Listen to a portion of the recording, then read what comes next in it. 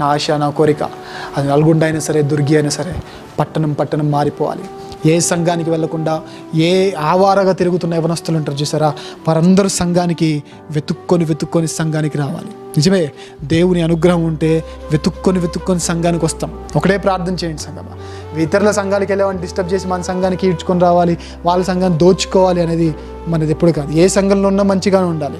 నేను ఎప్పటికీ అంటాను, ఈ సంఘంలో ఆహారం మీకు సరిపోతే ఆ ఆహారం దొరికే సంఘానికే వెళ్ళండి. తప్పేం లేదు. ఎందుకంటే ఒక కార్డియాలజిస్ట్గా నేను ఉన్నప్పుడు నేను పేషెంట్కి సరి చేయలేకపోతే నేను చేయగలిగినంత వరకు నేను చేయాలి. చూడండి, డాక్టర్ దగ్గరికి వెళ్తాం. డాక్టర్ దగ్గరికి వెళ్ళిన తర్వాత ఆ ఫిజిషియన్ చెప్పాల్సినవన్నీ చెప్పేసి, అమ్మ ఒక్కసారి ఆ డాక్టర్ దగ్గరికి వెళ్ళండి. ఎందుకు? నేను చేయలేనిది ఆయన చేస్తాడు.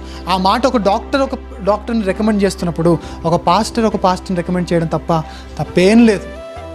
కానీ చేయట్లా. కానీ మన సంఘం అయితే స్వార్థపూరితంగా కాదుగా చేసేది, నింపుకోవడానికి కాదుగా చేసేది.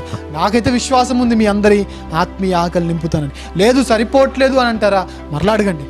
అయినా నేను చేయలేకపోతున్నానా, ఇక్కడ వినండి. ఇంకా ఎడిషనల్ ఆహారం కావాలంటే వెళ్ళండి, తప్పేం లేదు. అది మీ ఆధ్యాత్మిక ఆకలికి సంబంధించింది. అయితే అలాంటి వారందరూ మన దగ్గర రావాలి అని ప్రార్థన చేయండి. అంటే మిగతా సంఘం నుంచి రావాలని కాదు, ఎవరైతే ఆవారగా తిరుగుతున్నారో, బయట ఏ సంఘంలో పని పాటలేక తిరుగుతారే, వారందరినీ సంఘంలోనికి నడిపించాలి అని, వారందరిని నడిపించే జ్ఞానం మనకు రావాలి అని ప్రార్థన చేయండి. ఒకటే ఒక్క ఆశ, ఒకటే ఒక కోరిక, సంఘం రాకడకు ఎత్తబడాలి.